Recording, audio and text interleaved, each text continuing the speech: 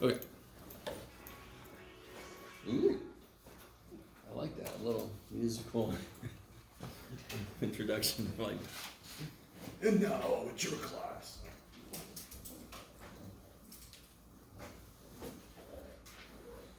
So, the last section in chapter 8 gives us something that you're eternally going to do. If you go much further in mathematics, you're going to learn other functions. You're going to study the hell out of those functions. You're going to see what their basic definition is, like we did with trig functions. You're going to graph the shit out of them like we did with trig functions. But then you're immediately going to talk about the inverse. Can anyone give me one reason why it's good to know the inverse of a function? You're like, I don't know, man. What do you want from me? How do I solve this equation?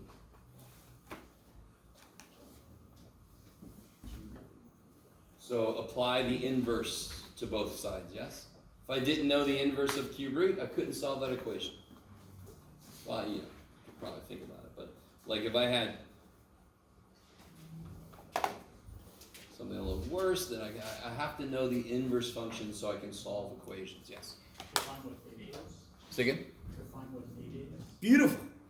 So the one kind of thing we haven't done yet, obviously we focused on the sides of triangles because that's basically what trig functions do, the ratios of sides of triangles.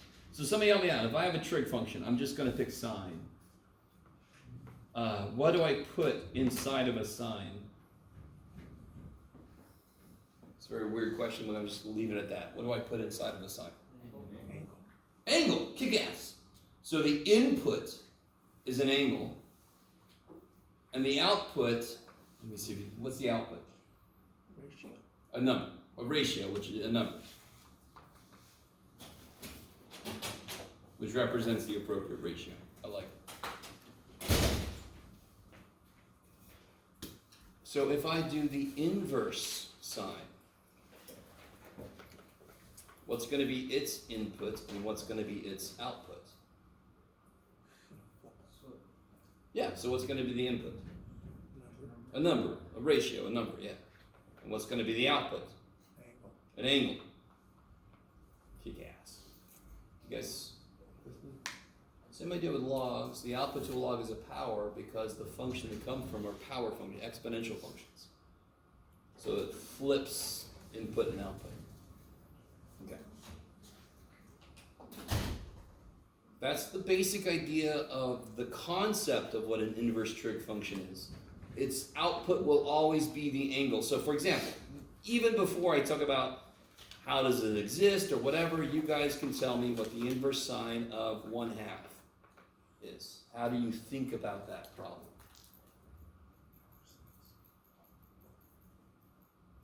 So for example, if I said, what's the cube root of 64? What do you think to yourself? How do you figure that out, the cube root of 64? Figure out what multiplies. Say again? You figure out what multiplies. Yes, yes. You figure out the opposite. You think, what would I cube to get 64? So how do you figure out inverse sine of 1/2? What do I take the sine of to get 1/2? Can somebody give me 5 or 6. 5 or 6. 5 or 6? Is that the only possible answer for what angle gives me a 1/2? How many more answers are there? Infinite number, yes? So if I just said, now in a minute we'll get more, if I just said sine theta equals 1/2, your answer would be, let's talk about this right now, because right now I just want to build off of what you guys just said. If I said sine theta is 1/2, give me all the answers, yes? Does everybody see why 5 or 6 is not the only answer? Because what can I do to get another answer? Go around. Go around how far? 2 pi. 2 pi. So couldn't I add 2 pi? 2 pi. Couldn't I subtract 2 pi? Yeah. Couldn't I add 4 pi? Couldn't I add 6 pi? Couldn't I add... So I could add multiples of 2 pi, correct? So let me think. I can't remember this book. Eventually we're going to be doing this kind of stuff, but I think I use k normally because n looks too much like pi, so it gets a little bit confusing. I can't remember if the book uses that or K. Does that make sense? All that means is, if I know one answer, just add as many rotations or subtract as many rotations as you want to, you'll end up at the same damn place. Does that make sense? Now the problem, now real quick, what number do I square to get 9? 3. Or? You guys with me? There are 2 numbers that is squared to get 9, but what is the square root of 9? 3. Why don't I get both answers? Because what's wrong with a squared function to make an inverse? What's wrong with it? If I want a function, if I have a function, I want to find the inverse, what must be true for it there to be an inverse? Yes, so remember we sliced it at 0. From your perspective, it would be this, yes? Yes, okay. You guys with me? And that's why the output to an inverse of a square is only positive, because I had to chop half of the damn thing off, so it would just pass the horizontal line test. Are you guys with me? That is why a square root's always positive, because I sliced off the negative side, just to let the square root exist. If we didn't do that, it couldn't exist. It couldn't be a function in its own right. I don't know if you guys are really with me, but... So let's take a look at the sine graph. How do you graph sine? Give me anything. Start at 0. Start at 0, sure. I'm going to go back and forward a little bit, just because I'm crazy. 2, 1. So where's the sign start? At 0, it's at Origin. 0. This would be, let's make this pi over 2. Let's say this is pi. What is it at pi over 2? What does sine do? It starts at 0, goes up, goes back down, goes down, right, blah, blah, blah. And then if I go backwards, what do you think it's going to do? If I go back to here, right? What's it going to do? Is it going to go up? Go to down. Okay. That much. There. Okay, so there's another kind of way to look at sine. Oh, this is beautiful. Ooh, look how beautiful that is. Okay. Yeah. Oh, God, that's really amazing, Jeff. I'm going to be fine. So, do you guys see the immediate problem when I want to talk about the inverse? Doesn't pass the horizontal line test. But again, remember with a parabola, all we had to do was chop half of it off. And then what was left passed the horizontal line test, yes? So I can't quite just chop this in half. I have to chop a little more, correct? Yeah. Can anyone see where's a good place to chop at? Like 2 places. And the problem is when it turns, correct? Yeah. So if I'm about to turn, that's where I want to chop it. So doesn't it turn here? So if I chop this, chop, yeah. And then if I chop at the other turning point, chop, blah, blah, I'm left with this weird ass thing. Here, let me do this better. I don't know if you can do it better. So I'm left with this little dude here. Now we're not going to worry too much about the graph of this, but what's important is what happens to our function when we create it. It can only live between negative pi over 2 and pi over 2. Doesn't it kind of just become like a tangent function? Not really, because the tangent function goes up at the ends. This is about to turn, yes, and this is about to turn. So sort of, but no. So understanding those dotted lines are not there really is what's left is that invertible. Yes, because it is 1-to-1, it passes the horizontal line test. But what does this imply then? What does this mean? My inverse sign. What's the domain of, what do we have to restrict the domain to for sine to work? What's the domain have to be? From what we have left, what's left alive? After we did our chopping. Here I go, chop it again. Pi. Negative pi over 2. Up to pi over 2. I think you thought I was talking about period or something.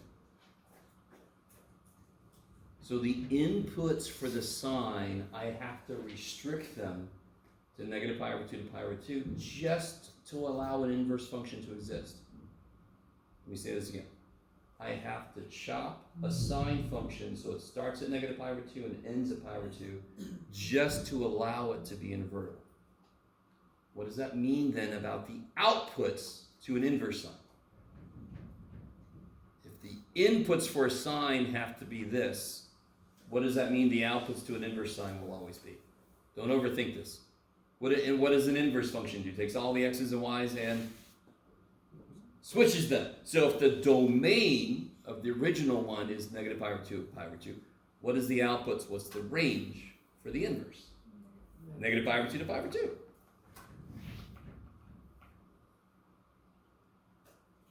Can we let that really sink in?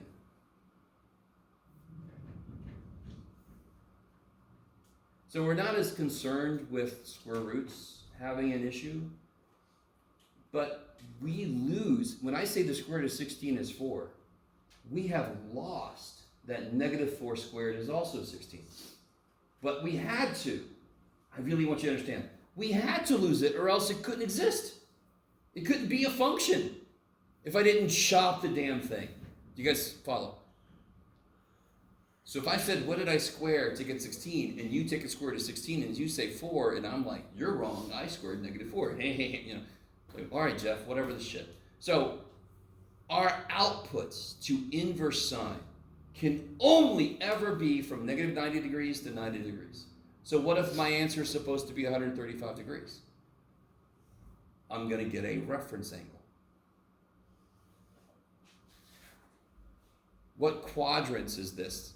What quadrants is negative pi over 2 to pi over 2? 2 and 3. No. You went the other way. From negative pi over 2 to pi over 2. 1 and 4. 1 and 4. So we're going to see problems where the answer is supposed to be in quadrant 3. How are you going to know that from the problem? So when you do inverse sine, oh shit, you didn't get the right answer. You have to adjust it. It's a reference angle. We'll do a problem like that in a minute, but I just want to really make sure you understand every single trig inverse is going to have the same issue.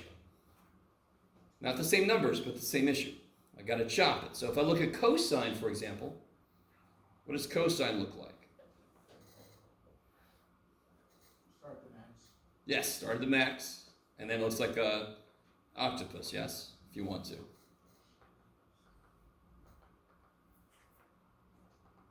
So over here it goes, yeah. And do you see how I already have a good thing going? If I just didn't graph this part, do you see how that's fine? Yeah. So what's the domain, the restricted domain for cosine for a 1-to-1, for it to be 1-to-1? The restricted domain, 0 to pi. Therefore, what's the output for inverse cosine? 0 to pi. 0 to pi. And what quadrants is that in then?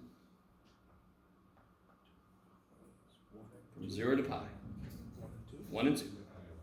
So if your answer is supposed to be in quadrant 4, you might get like 30 degrees as an answer, or pi over 6 as an answer. And you're like, that's supposed to be in the 4th quadrant. So then you just 2 pi minus pi over 6 to get it in the 4th quadrant. You got a reference angle. When you do inverse trig functions, you could get the right answer sometimes if it's supposed to be in the quadrants it lives in. If it's supposed to be in a different quadrant, then it's a reference angle that the poor thing gives you. It's not the function's fault. We had to do it to make it exist. Poor little dude. It didn't want to exist. I don't know if you guys are with me. Okay, so.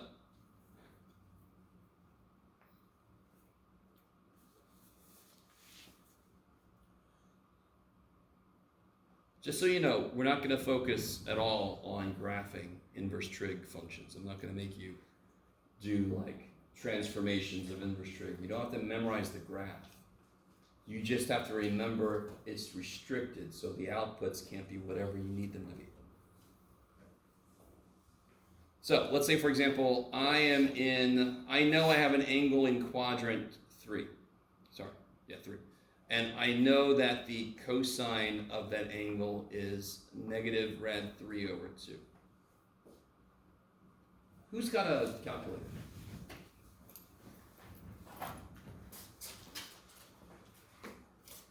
Somebody need to borrow a calculator? We're gonna do some calculator stuff today. Can I still? No, this thing is gonna ask me for a password, isn't it? No, you're too smart. Go away, you asshole. Password is 16 digits long. I'm not gonna memorize that shit. Oh, here you go. So, let me show you. Go away.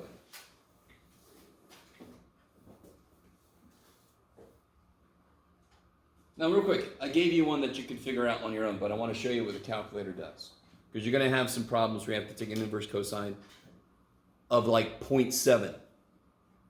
Is that a value that you have memorized? No. Is rad 3 over 2 a value that related to something you have memorized? Rad 3 over 2? Shit, yeah. So, okay. So I gave us one that we should be able to tease out. In fact, coming back to this, what does anyone know what the answer is? It's supposed to be in the third quadrant. Let's do this in degrees, just because. Go ahead, Nordine. All degrees? Yeah, let's do degrees, yeah. Sorry. 7 over 6, but you can convert it using the pi over 180 degrees. You can. So, give me some. No worries. So, just add 30 to 180, right? Oh, 210. 210. Does everybody concur? Cosine of 210, the reference angle is 30. What's the cosine of 30? Rad 3 over 2, but since it's in the third quadrant, it's negative, yes?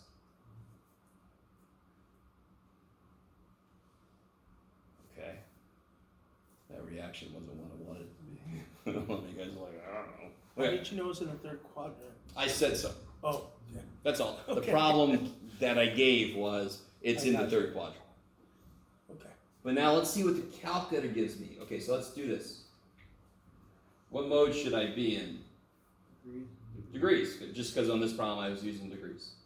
Come here, calculator. Don't be shy. Okay.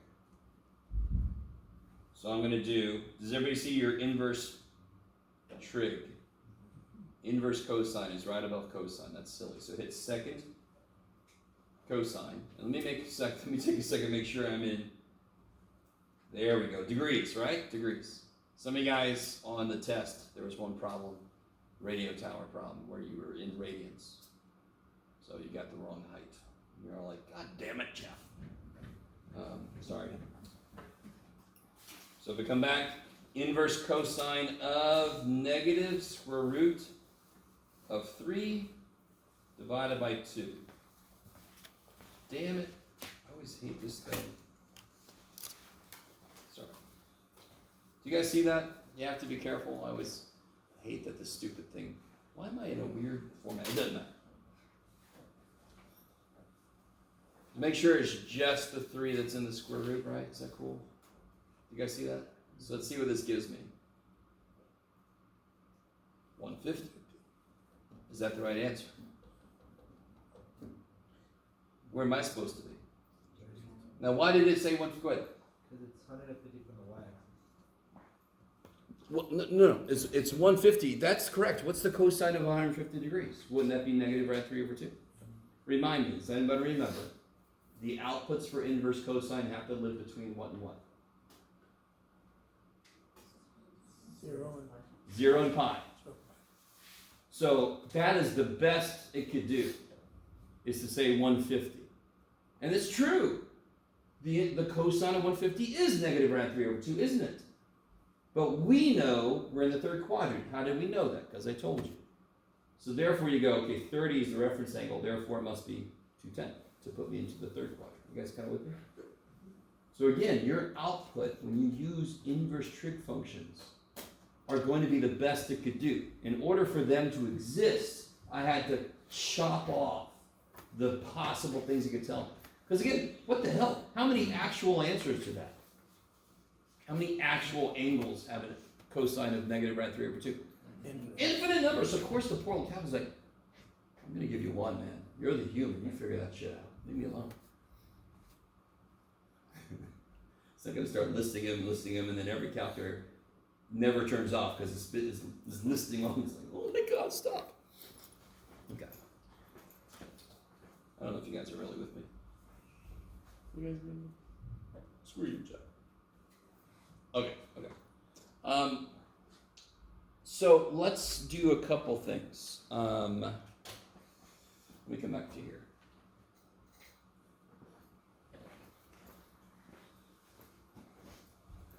Let's analyze a inverse trig statement by itself. So if I say inverse cosine of 2/5,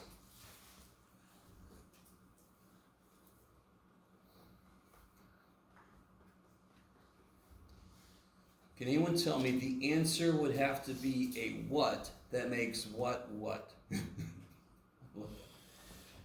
The answer to an inverse trig is always physically what? An angle. The answer to an inverse trig is always an angle because the input to a trig is an angle. The answer to this one is specifically the angle that makes cosine 2/5. You guys kind of with me? Can't you draw that triangle?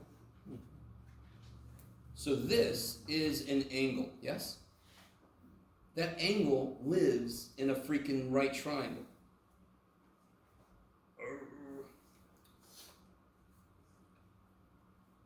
Where would 2 go? Yeah, because it's cosine, right? Where would 5 go? And if you wanted to, could you figure out the last side? How would you do that? 2 squared plus b squared. Yeah, so it'd be 25 minus 4 square root, yeah? Is that cool? Hypotenuse squared minus 2 squared, so 25 minus 4 is 21 square root of 21. Is that all right? Okay. I want you, did I actually simplify this? Did I actually give the answer to that anywhere? No, I just gave a representation of the question. It is the angle that makes the triangle look like that. Is that cool? And you're like, way to go, Jeff. Good job, buddy. You did a lot of work and got nowhere. But here's what this leads to. You see how if I would have put a tangent inverse of 2/5, the 2 and the 5 would have just been where they needed to be. Does that make any sense? I know what the ratio is for tangent, so then I can build a triangle correctly. If I ask you what sine of theta is, could you tell me? What is it? It's Rad 21 over 5, right? So watch what the question you're going to have to deal with will look like. The question will look like this. What is the sine of inverse cosine of 2/5? That's the question we just answered. Because what is theta? This stupid thing, yes? So they're going to give you this problem. That's what you're going to get. You're going to get that problem. And you're going to say to yourself, what the hell am I doing with my life? Sorry. Or something equivalent. But every stupid inverse trig statement, you can draw the triangle it represents. I need you to get that. So if I ask you the sine of something, isn't it the easiest thing in the world to answer that question if I had the right triangle with all the sides? So I can do everything we did up here. I can take this, I can make the triangle, and then once I got all the sides, I can answer any stupid question they put out front. Yes? Let's check. Here, you guys do this wrong. Example. I want to know the cosine of the inverse tangent of 7 over 2.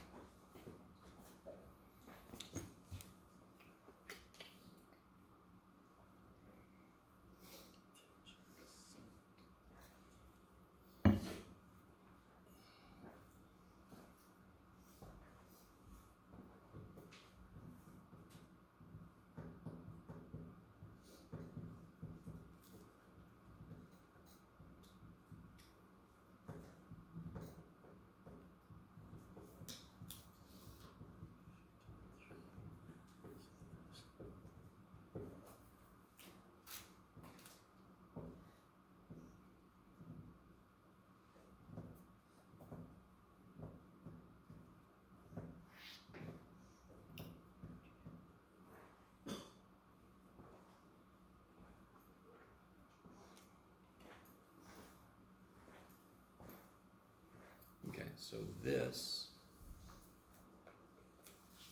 we can represent that with a triangle, where this piece is theta, basically. That's the angle, right? And in order for that to be a true statement, what must be true about the triangle? Triangle. What must be true about it? The triangle. Make me stop saying that, please. Just tell me. Tell me anything about the triangle. The base is 2. And the what? Yes, I like it. And the this thing is 7, Jeff. Okay. Thank you for making me stop saying triangle. Okay. And of course, to answer the question cosine, now you can focus your attention on finding the hypotenuse. Okay. What do you guys get for that? 1 hypotenuse. Square root of 53, I like it. So then the cosine,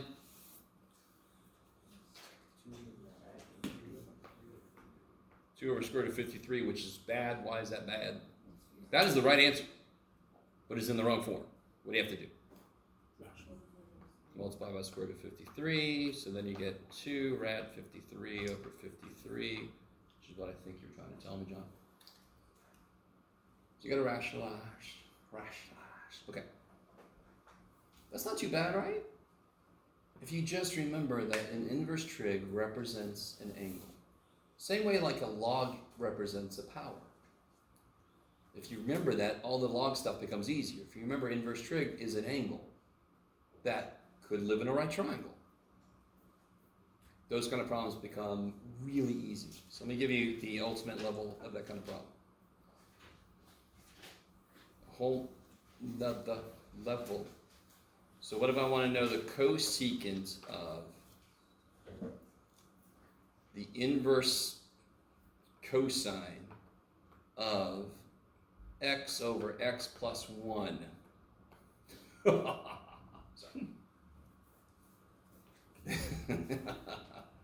Sorry. Sorry.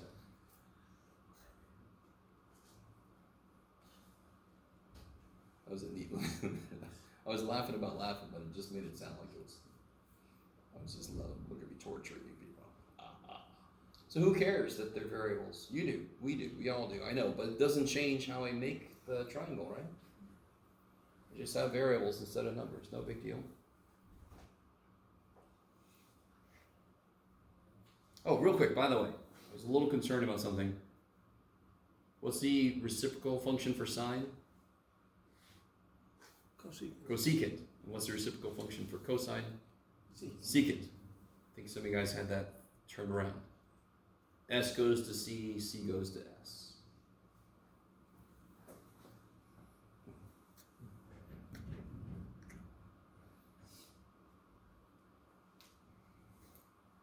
So if I go to draw this triangle, which side is going to be X? The base. And which side is going to be X plus 1? Hypotenuse. And so to get the cosecant, do I have what I need? You sure? I mean, do I have blatantly what I need? Am I missing something? What is cosecant? It's 1 over sine. And what does sine need? Which side of the triangle does sine need? Sine need. It needs the y piece. And I don't know it yet. So no, I don't have what I need. I have what I need to get it, but I don't have it yet. Has anyone done that yet? Go ahead, and if you haven't done it, I want to know what that y side is.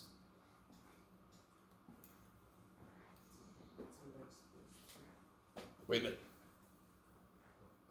Sorry.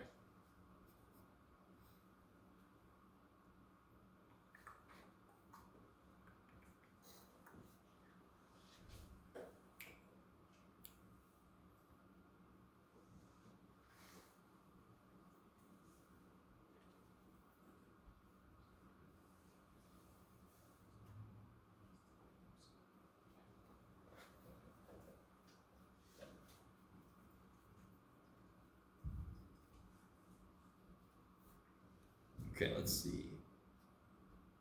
So if I just apply Pythagorean theorem, so let's call this A. If I just apply Pythagorean theorem directly, a squared plus x squared equals equals 1 squared. A squared plus x squared equals, multiply this out. What's wrong with this? Does that look okay? Why not?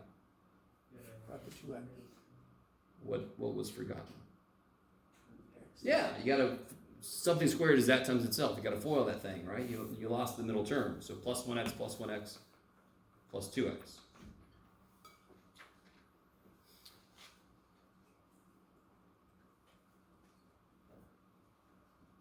So then subtract x squared, that's gonna die. So a equals the square root of 2x plus 1. I'm not going to put plus or minus because in this specific instance, I'm considering this to be a physical triangle.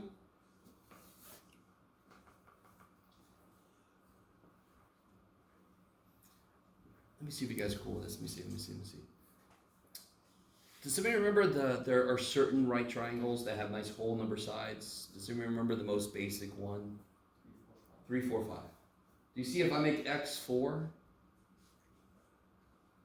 X plus 1 is 5.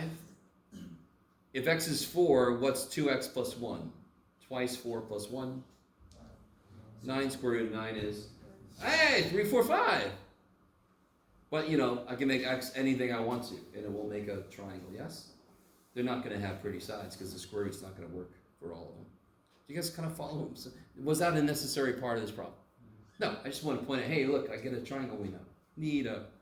So now I can answer the question, yes? What's cosecant? Which sides?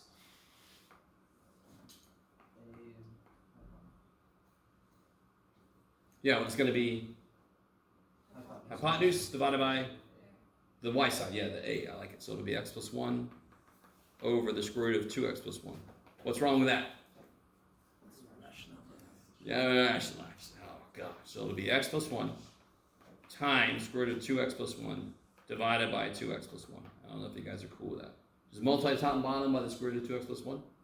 Yeah? Now, if you think that looks bad, just wait. No, I'm sorry. Yes, I did mean so. It's the same process, exactly the same process. Will this work for any value of x? You can see immediately what value, one definite value of x's would not work for. What about -1? The hypotenuse would be 0, yes? So obviously, when you introduce variables, there's going to be restrictions, but there's not going to be a lot of problems that ask you about the restrictions. They just want you to simplify the expression. So this would be the answer. Bam, this here. Okay. Not too bad, right? That's probably the ugliest example you'll see. And the process was exactly the same. It just looks worse because you've got a bunch of variables running around, thinking they own the place. Before I forget, I want to go back to something I said earlier very quickly, and let me remind myself what it was, because I wasn't being careful. Where'd you go? Damn it. Is it over here? Yes. Here. I didn't want to go too deep in this, but I do want to say this. Is there anywhere else that sine is 1/2 besides pi over 6? Where else is sine 1/2? Where else is sine positive? 5 pi over 6. Second quadrant, and then you just have to have the right reference angle. So 5 pi over 6, correct? Yeah. So this should be, to make this complete, it should have 2 lines. You can go pi over 6 and rotate, or you can go 5 pi over 6, rotate. So that would capture all of the answers. So just for my peace of mind, I just want to show you that. Don't worry about this too much yet. I just wanted to show you what an inverse function kind of like will lead to. That's in our future. And in our past somehow. That's neat. Okay, let me make sure there's an idea I'm forgetting. Let me make sure I hit everything in this section.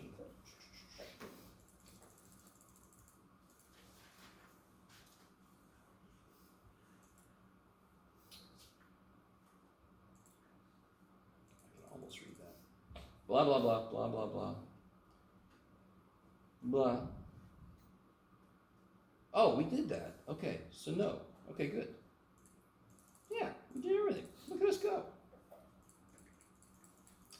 I think, did I give you guys the handout that's got the unit circle on it? You didn't hand it out, but it was like on the table. Say again? It was like on the table, but you didn't hand it out. Oh.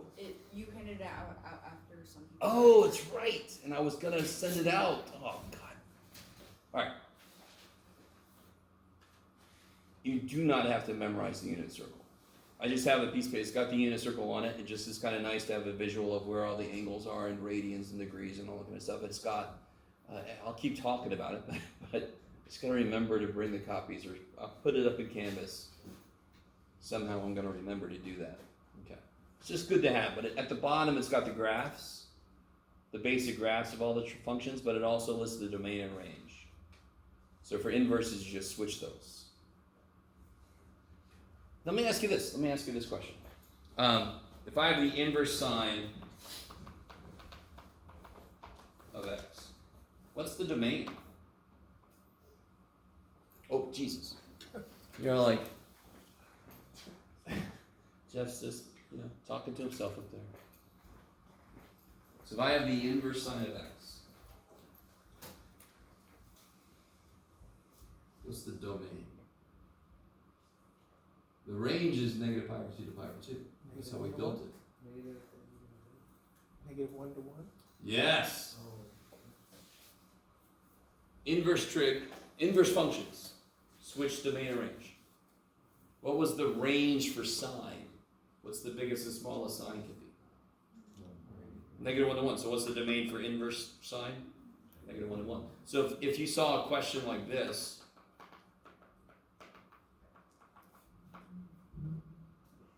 what would you say?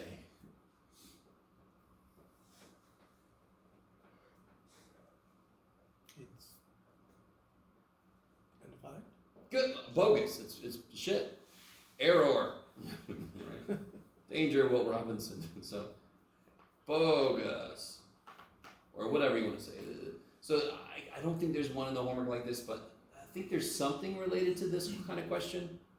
But if you have that question, you would just say there is no answer to that. You can't do that. That's impossible. Okay. I like it. All right, so just a little preview of where we're headed next. And then I'm going to let you guys out a little early. Just because. So chapter 9 is where we're really going to get into identities. And what an identity is something like, we already know 3. Sine squared theta plus cosine squared theta is 1. That's the Pythagorean identity. So there's a ton of identities. I'm only going to make you memorize about like 1/10 of a ton of them. So I'm going to have a handout once we talk about all the identities. And there's going to be a black line on the page. Everything above the black line you must memorize. Everything below the black line you don't need to memorize. I especially don't make you memorize a damn thing that I don't have memorized. But I don't make you memorize everything I have memorized. So this next section, this next chapter, chapter 9, there's going to be some very conceptual derivation of identities. One of them I love so much. And I don't know, I think that might make you guys scared when I say that. Does it make anybody scared when I say that? You're like, yeah, we know you, man. You're weird. But we'll see. It's nothing you're ever going to have to do yourself. It's just a derivation we're going to go through together. I'm going to have you guys help me do it. So all of chapter 9, and the reason I'm doing this is because I want to get you guys ready for this. There's not a lot of places in mathematics that you guys get to play with math. And you're all like, that sounds horrendous, Jeff. What the shit, man? I'm okay with it, man. No. So verifying identities, I think, is the first real place where you get to play with shit. And what do I mean by that? I mean, a part of the process, a part of doing the problem correctly, is to pick the wrong thing to do and say, oh, that was wrong. that doesn't mean you're doing it wrong. That means you're doing wonderfully, because now you've excluded that as a possibility. So I'm going to try this guy. Let's see if that, oh, look at that. But I often think students do get to this section and they're like, they try something like, I don't know what the hell I'm doing, obviously, because I didn't do shit. No, you're doing beautiful. Don't use that. Use that one. You're going to have all these identities. You're like, let me use that one. Oh, that didn't work. Holy shit, let me use that one. Now, it's not going to be that wide open either. I don't want to make it too, like, anything will work. No. There'll be a few that might work, and you pick one and it doesn't work. Okay, maybe this one will work, and then you just, you play with it. And again, I'm not necessarily trying to make you feel good. I just want you to be ready in terms of what this is going to be like. So there's going to be me lecturing, doing some weird visual stuff about why these identities are true, and then you use the identities. You don't have to prove them, you just get to use them. That's what 9 is going to be like. So I don't know if you could read through those. We'll be able to do by hand something like sine of 15 degrees. At the moment, can you do sine of 15 degrees by hand? Some of you guys may, because you've done some pre-calc before. But you know sine of 30 degrees, yes? We don't know sine of 15 degrees yet, but we will know it. That's just one example of something we'll be able to do. We can do cosine of 75 degrees. Ooh. Right? So we're going to kind of build identities that will help us do more things by hand. And then those identities are just generally useful to prove other higher level things. If anyone's going into calculus, your teacher's going to expect you to know these. The identities I'm going to tell you have to memorize. And just to remind you guys, here, last thing, and I'm going to let us out like stupid early. Does anybody have a problem with that? Good. I've had students that are like, I paid for this. I'm like, why sit there? Sine squared plus cosine squared equals 1. That's crazy. What does that mean? What's 1 minus sine squared then? Cosine squared. In fact, just came to me. I had a problem on the test, bonus problem number 3. That was an example of proving an identity. And several of you guys did beautifully on it. But let's just look at that one. I think it was something over, was it sine over cotangent? Equals cosecant x minus. This is, by the way, this is not like a known identity. There's a billion identities, and there's only a few of them that we memorize that are important. It was secant x minus cosine. Secant minus cosine, thank you. So I'm completely fine with me forgetting what the hell this thing was. Secant x minus cosine x? Okay. So the question was, can you show that that's true? And I don't blame some of you guys for going, no. What the shit you want from me, John?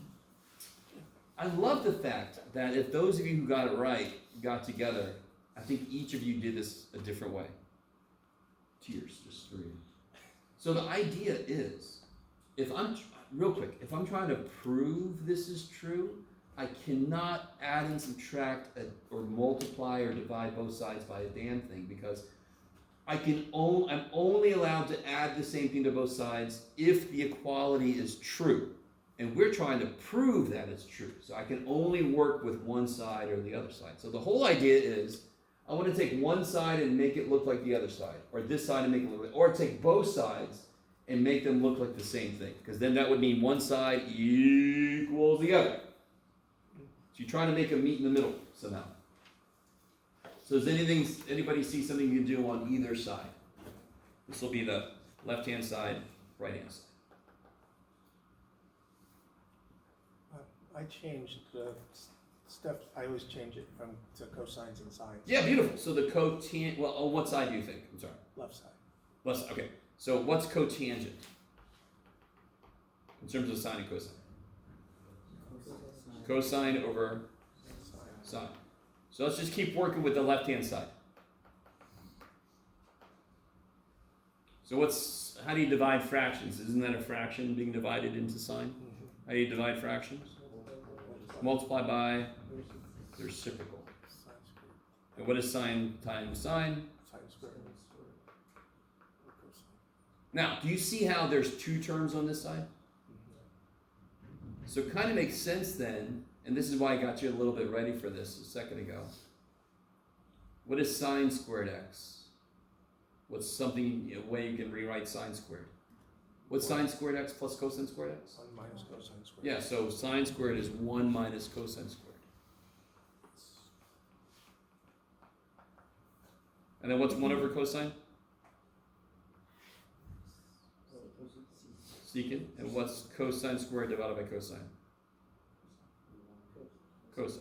And isn't that exactly what it's supposed to be? So then on these problems you would do this. Draw a line and go, check. That would tell me that you know what the hell you just did. You've shown that they're equal. Now I could have started with the other side and made secant 1 over cosine and then got LCD because this side only has one fraction and this side would have 2. So the sides kind of give you hints. If one side has 2 terms and the other side has 1 term, I want to combine the 2 terms. I want to break apart the 1. Does that make...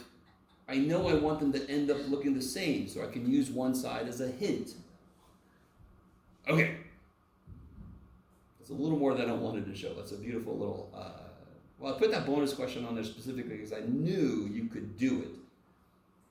If you just did, like Denny said, if you rewrite stuff in terms of sine and cosine on this specific problem, it makes it easier to look at. Okay. All right, guys. Don't get used to it. We're going to head out. I am so cool with that. Let me know if you have questions on your test. Did anybody not get their